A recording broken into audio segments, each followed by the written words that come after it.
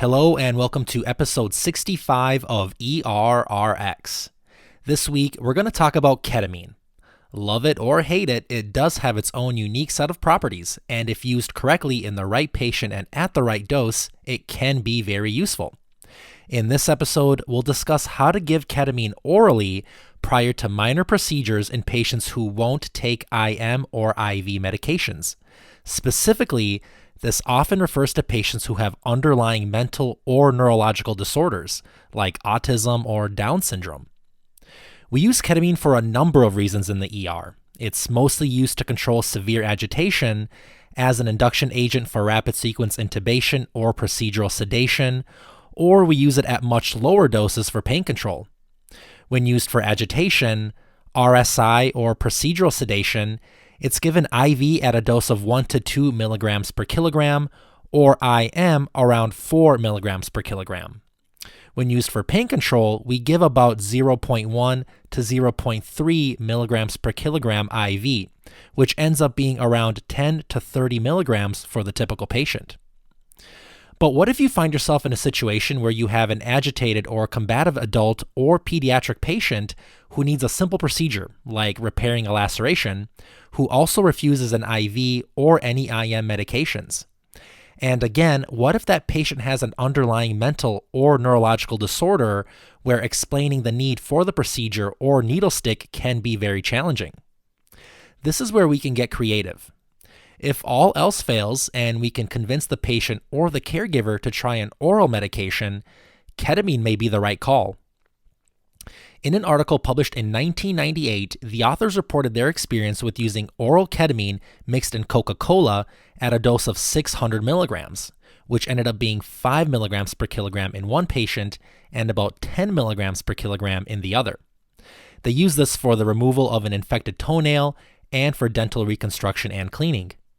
Within 20 minutes, the patients, aged 19 and 35 years, were sedated and cooperative during the procedure, and recovery was uneventful.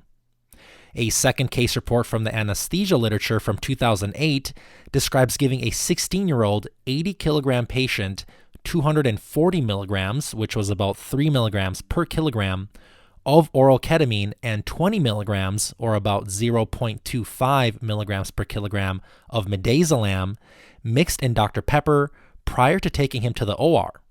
At first, the patient was extremely combative and he wouldn't allow his parents or the medical staff to go near him.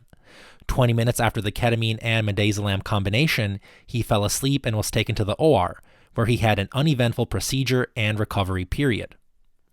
This method seems a lot better than the alternative of physical restraints and forced IM injections, which can be very traumatic to the patient and the caregiver.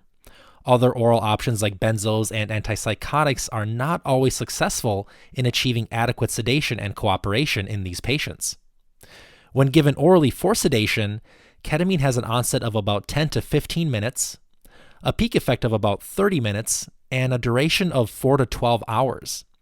Remember that it is only about 20 to 30% bioavailable, and this is why we need to give higher doses than we're used to seeing.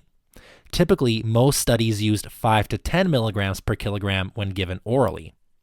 Consider using ideal body weight or an adjusted body weight in obesity, knowing you can always give more if needed to reach an adequate level of sedation. You can give the IV solution orally undiluted, but I highly recommend you give it with soda or juice to mask the bad taste of ketamine and any other meds given with it. Keep in mind our usual side effects of ketamine still apply here, so if you have any patients that may have a difficult airway, are at risk of aspiration, or have previous adverse reactions to sedative premedication, they may not be candidates for oral ketamine. It's also a good idea to treat this as you usually would treat any procedural sedation, with resuscitation equipment nearby, the attending provider in the room, and nurses doing frequent vital sign monitoring. You can also consider giving some oral benzodiazepines, like midazolam, at a dose of 0.3 to 0.5 milligrams per kilogram with a maximum dose of 20 milligrams to help with the emergent symptoms of ketamine. As always, thank you so much for your time. Don't forget to click on the show notes, where you can find links to where you can leave me a review, subscribe to the pod, check out my references, and even support the show on buymeacoffee.com.